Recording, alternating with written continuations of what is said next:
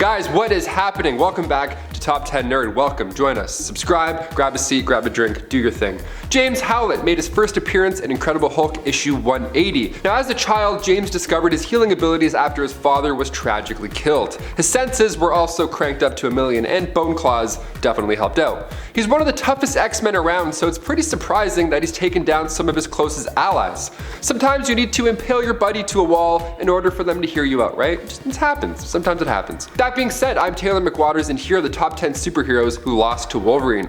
Let's do it. Kicking off the list at number 10. Deadpool. The cancelled Deadpool 3 movie would have been pretty amazing over at Fox. We would have seen Logan and Wade on a road trip from hell. It would have been much better than the last time we saw them on screen together. Yeah. But in the comics, Deadpool and Logan have, of course, bumped heads, like in Cable and Deadpool issue 44, for example. The two are fighting at a Hydra base, and Wolverine straight up impales Wade to the wall. It's a fun comic. Wade spends the first half with his head off, just getting kicked around like a soccer ball. It's all fun and games. But finally, Logan keeps Wade still once he shoves his claws through him and into the wall. That ought to get your attention sometimes. Number 9, the Hulk. Going back to volume 1 of the Incredible Hulk issue 340 titled Vicious Circle, we find the Hulk and Rick Jones out in a blizzard. They're trying to drive, but it seems like they're only going in circles. Meanwhile, the Hulk is going nuts. He needed to get out of there. Like when you have to stretch your legs on a road trip, I get it, right? So he blasts the roof right off, and the X-Men just happen to be in the neighborhood flying by. The Hulk almost hits them mid-air after he jumps off. I would say good thing he didn't hit them, but he continued flying by and then hit a Pan Am passenger plane, so it's like, maybe he should have hit them then. So the X-Men were busy handling that, obviously, while on the ground, the Hulk landed and caused more damage. Wolverine tracked the beast down, and believe it or not, the Hulk almost snuck up on him. He couldn't catch the Hulk's scent, so it was really dangerously close. Wolverine popped his claws, turned, and then sliced the Hulk's arm, and they both looked at each other. And Wolverine, he walked away at this point. He retracted his claws. He's like, hey, remember who you are, Logan. Remember what you're doing. You're the bigger man here. And he's like, breathes, then he walks away, and then the Hulk jumps out at him and then starts it all over again. He thunderclaps Wolverine's ears to smithereens. His enhanced senses, this for sure, got the ball rolling, got him pretty upset. After this, naturally, there's mayhem. They take turns beating the crap out of each other until the fight was eventually at an end because it was broken up. But Wolverine for sure won this round. He tried walking away initially. He's the victim here, folks, don't forget that. Number 8, Spider-Man. In Spider-Man vs. Wolverine, released in 1987, we see Peter slinging across the city. He's trying to snap some pics for the Bugle. He's looking for his light, trying to get that angle right, but all of a sudden, trouble calls. He hears a young woman scream, so he zips down, and he finds the owners of a grocery store dead on the spot. So he ends up following that lead, and it brings him right into Logan's path. Now, Logan has already been doing his own plan at this point, and then in comes this kid wearing pajamas, shooting webs at people. So the two heroes now have no choice but to go loud and proud. They both fight off criminals together, and it's a fun time, but once they realize they're too late, Charlemagne had already gotten there, there's lots of bodies, so Logan naturally blames Spider-Man for ruining the whole thing.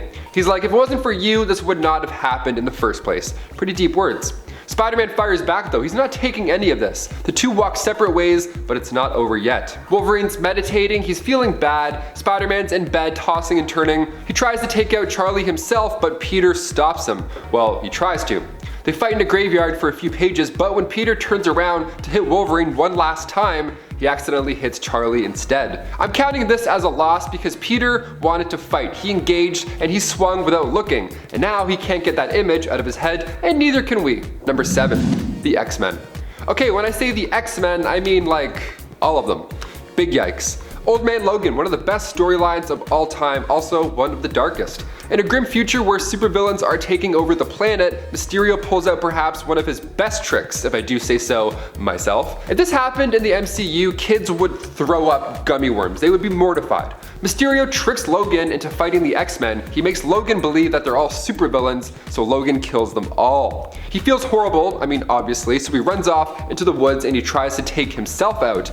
That's how bad he felt, but he vowed to never pull the claws out again after that didn't work. Even Santa Claus 2, starring Tim Allen, he's like, I can't do it. I made a vow, I can't do it. Number 6, Wolverine. Hey, question YouTube, if you fought yourself, who would win? In Logan, we got to witness Wolverine fight another Wolverine, but in the Age of Ultron comic, it was actually much darker, much more brain scratching at least.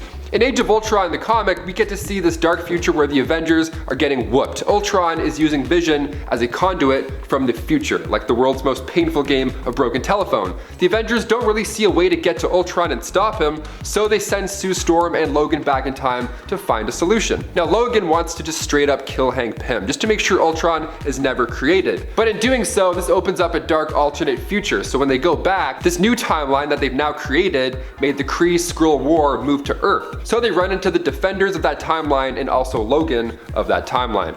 Wolverine versus Wolverine, what a time.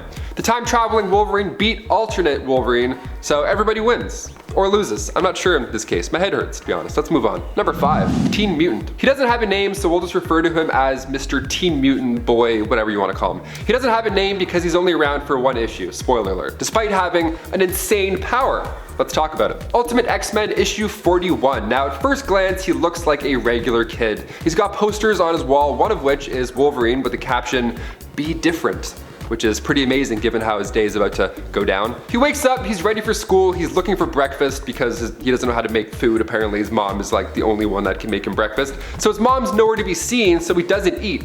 Only a pile of her clothes remain on the ground, and he's like, okay, so he goes to school. He doesn't call the police like a psychopath. If you ever see this, definitely call for help, absolutely. He continues on, he goes to school, but on the way there, he sees a collar on the ground on the sidewalk, but no animal. Again, more articles of clothing just strewn about. But then finally, he sees people. Okay, he's not going crazy. This is a good sign. We have real, like live people. Lovely. But I bet he wished that that wasn't the case. So he has this fantastic ability where if you're just near this guy, you don't survive to talk about it. He hears it from the guy in the poster himself, the Be Different guy, Wolverine. He finds him ducking out in a cave and breaks the news to him. What happened was when he hit puberty, he developed a specific mutation that radiates a series of toxins and acid-like poisons, and it basically wipes out any organic tissue. It turns it into vapor. So the amount of people that he ended up accidentally killing that day was in the 260s number, yeah. So he doesn't last for long because, well, Wolverine came out of that cave all alone. You do the math. Imagine your idol coming into a cave to kill you. It's not bad. I don't know. Could be worse. If Hugh Jackman killed me, I'd be like, okay. That's not bad. Number 4, Lobo. We've talked about comic crossovers quite a bit here on Top 10 Nerd. They're a blast, I mean, for the most part. DC vs. Marvel showed us some pretty entertaining battles. I mean, we got to see Captain America versus Batman, Spider-Man versus Superboy, and of course, Lobo versus Wolverine. The third issue out of the 4, we find Logan bad-mouthing Lobo's favorite bar. Logan is talking smack and Lobo interrupts him with a nice chain to the chest. That ought to hurt. Wolverine ends up walking out of the bar smoking a cigar. Also, he's alive. How did this happen? We're not sure how this one ended up going down as most of this fight happened behind the bar, but to kill an immortal man, good on you, James. Number 3, Jean Grey. This next one played out in live action in everybody's favorite X-Men movie, X-Men The Last Stand. So good. It's not. Showed us Wolverine taking out Jean Grey in a mercy type way in order to stop the Dark Phoenix from causing mayhem. Now this of course went down in the comics as well, and it was much better on page than on screen. You can find it in New X-Men issue 148. Wolverine is telling Jean that Scott still loves her, although he's just maybe a bit confused at this moment. Jean is weak. She's saying she can't breathe, that she has this terrible feeling that she feels scared and weird, that there's voices inside of her head. She knows she's dying. It's a really sad part in the comics.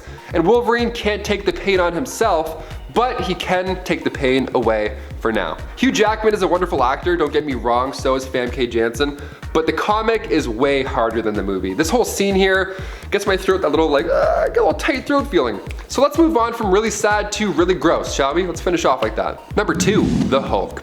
Mark Millar's Old Man Logan. We talked about it a little bit earlier. Let's talk about it some more, it's good. It begins in volume 3 of Wolverine on issue 66 to be specific, and this is a future where supervillains have won. They did it! Good job, supervillains, nice. Hulk and She-Hulk had kids, the Hulklings, who, not nice, we don't want to talk about that. They would beat the crap out of you if you didn't pay rent, basically. Everybody had their own territory at this point, so Logan had to pay up. So Hulk Gang ended up taking out Logan's family because they were bored. They're also a little messed up in the head if you didn't already put that together. So Logan heads back and sees the Hulk, and he's like, you know what, no more games, no more talking, I'm here to get this done. Logan gets Banner right through the old chest plate, but we all know what happens next. He hulks out, and then he eats Logan. If you can't beat him, you gotta swallow him. That's the rule, right? Now you think this would be the end of it, but that's not what this list is. Now is it? No, you already know it's about to change. That's when Logan pops out from inside Banner, the old C-section from hell. So basically if you eat Wolverine, just know that it's coming out one of any way he wants, essentially. And finally, coming in at number 1, everybody. What if Wolverine killed everybody, the entire Marvel Universe? Could he do it? Would he do it?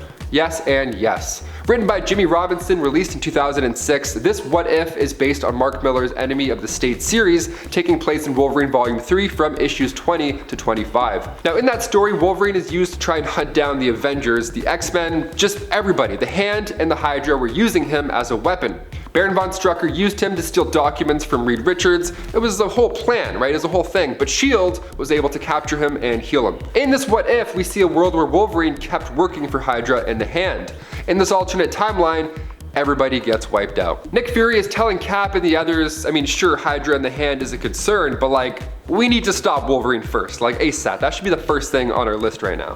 Thing is, Wolverine kills Spider-Man, he kills Iron Fist, he takes off Captain America's arm and leg, because whenever Wolverine is in trouble, Hydra just teleports him away. You can't really hit him. Susan Storm tried to make this force field trap that kept Logan in the same spot, with Magneto helping out as well, but while they were planning that, Wolverine snuck in and attacked them all through the floors, so everybody gets messed up there as well. Magneto and Sue Storm, gone and gone. Captain America gets claws in the head, also gone. So Kitty Pryde phases her hand into Logan's head and kills him that way. You gotta end the list on a horrible note, you know, because why not?